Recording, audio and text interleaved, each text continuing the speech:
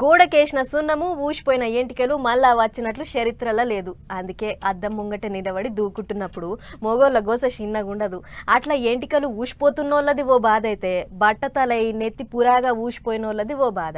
ఆ వాళ్ళ గోసలు చూసిన ఓ కన్నా మీరేం ఫికర్ చేయకూరి బ్రదర్, నేనున్నా, ఎంతటి బట్టతలైనా సరే నేను జుట్టు మొలిపిస్తా అని దైనం చెప్తుండు. అందుకోసము ఇక నిన్నీయాల క్రికెట్ మైదానాలన్నీ మోగోళ్ళ బట్టతల మీదనే కానొస్తున్నాయి. ఈడ చూడుర్రి, మెట్రో పిల్లర్ల లెక్క బోడిగుండోళ్ళు ఎట్లా లైన్ కట్టిర్రో. పున్నం నాడు సెందమామ లెక్క మిటమిట మెరిసిపోతున్న ఈ బోడిగుండోళ్ళ అందరిది ఒకటే ఆరాటం.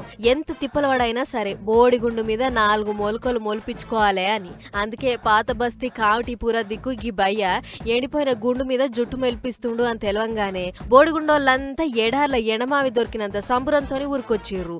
దేశంలోనే ఎక్కడలేని మందట. మరిగా మందుకు ఎంత నలుస్తాడన్న బాధ ఒక్కరికి లేదు. ఉత్తి 200లేనట.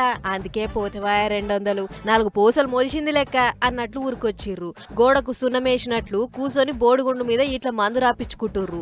అయితే గుండు మీద మందు రాసి కొన్ని జాగ్రత్తలు చెప్పిండట. గుండు ఆరిపోవద్దు, ఎప్పుడు పూల మీద నీళ్లు జల్లినట్టు మీ గుండు మీద కూడా నీళ్లు జల్లాలి, సల్లిన నీళ్లు కిందికి జారకుండా బట్టగట్టాలి అని చెప్పిండట.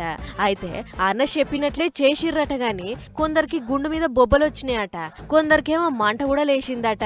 ఇక గీ ముచ్చట చూసి అసలు నెత్తి ఊసిపోయిన బోడిగుండు మీద మళ్ళా ఎంటికలు మొలిపించుకునుడు పెద్ద పెద్ద డాక్టర్లతోనే కాలేదు. మరి గీ 200 మందుతోని అయితదని చెప్పిండంటే ఇది ఎంతవరకు నిజమని అదే బోడిగుండు మీద చేతులు పెట్టుకుని ఆలోచన చేస్తుర్రట ఇంకొందరు. మరి గా మందు రాయంగా ఎవరికి నెత్తొచ్చిందో ఏమో మనకైతే తెలియదు గాని ఓల్కిపోయిన నూనెనన్నా ఎత్తుకోవచ్చు గాని ఒక్కసారి నెత్తి ఊసిపోతే మళ్ళా రాదు. ఒకవేళ వస్తే అది ప్రపంచ వింతే అవుతుంది.